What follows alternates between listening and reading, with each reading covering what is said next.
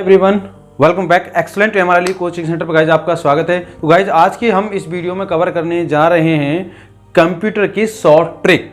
कि कंप्यूटर की जो शॉर्ट ट्रिक है, जैसे हम कोई भी काम अगर गाइज करते हैं कंप्यूटर पर बैठकर, तो हमें समय को बचाना बहुत ज़रूरी है, ठीक है ना। तो शॉर्ट ट्रिक उसी के बारे में आपको बता रहा हूँ कि कौन कौन से मतलब शिफ्ट और कंट्रोल दबाने से क्या क्या होता है। एक एक चीज़ को A to Z सब कुछ बताने वाला हूँ गाइज। और आपको जो युग है गाइज, वो कंप्यूटर का युग है।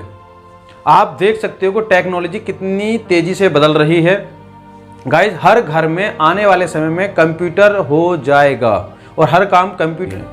तो आप ध्यान से देख लें और समझ लें, जो भी गार्डियंस हैं अपने बच्चों को कंप्यूटर नॉलेज जरूर दिलाएं, चाहे वो कोई भी साइड से तैयारी कर रहे हों, क्योंकि कंप्यूटर युग तो बस आने ही वाला है। मशीनें घर में जो भी काम हुआ करेंगे सब मशीनें करेंगी आने वाले कुछ सालों में। आप देख लेना, हर काम गाइज अब कंप्यूटर से ही होते हैं, आप सब अच्छे से जानते हो।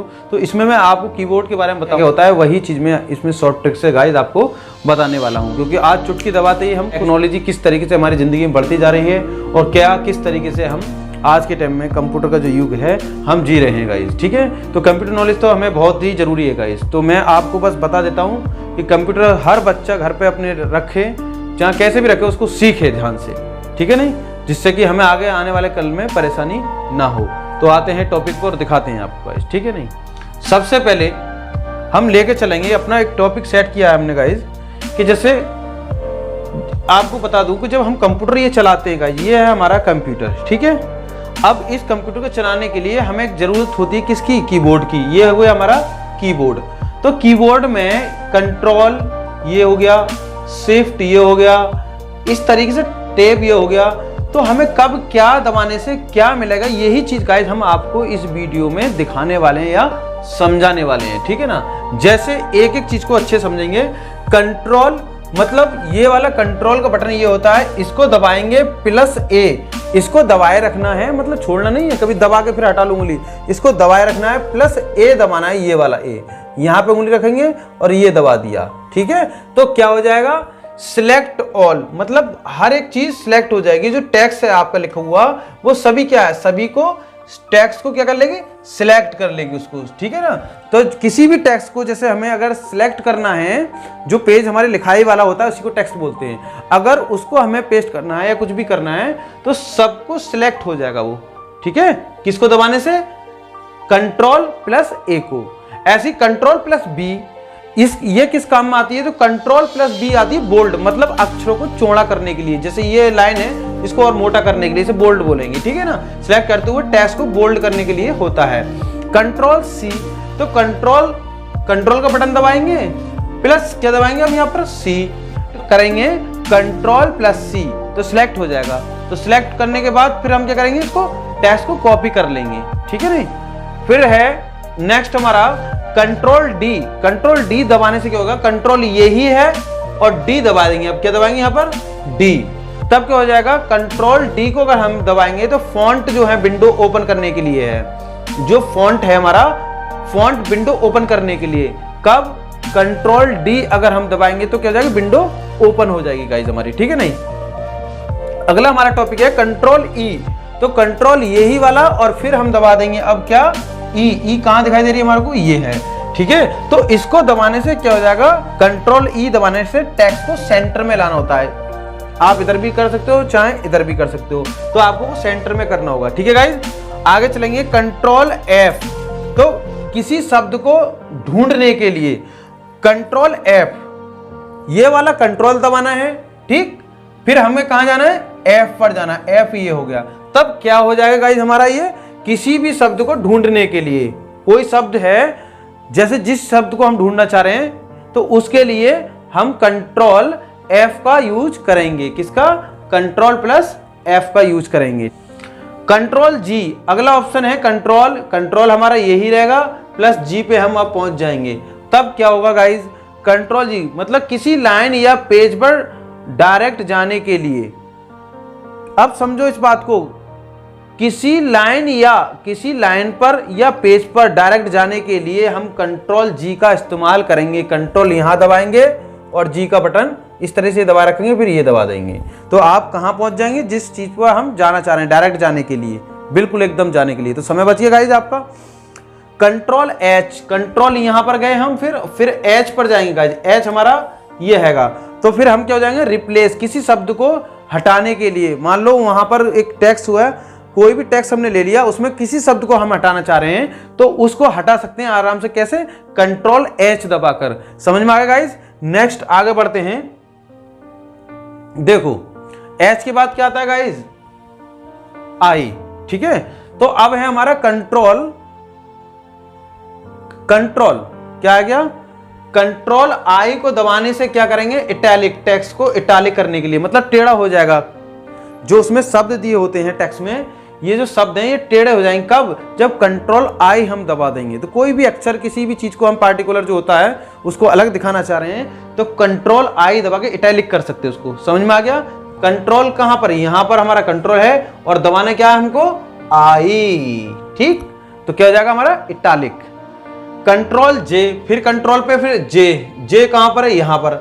इस चीज को दबाने से क्या होगा गाइज, जस्टिफाई करेंगे, टेक्स्ट को जस्टिफाई करने के लिए, उसको सही या गलत मतलब जस्टिफाई करने के लिए, ठीक है ना, टेक्स्ट को जस्टिफाई करने के लिए।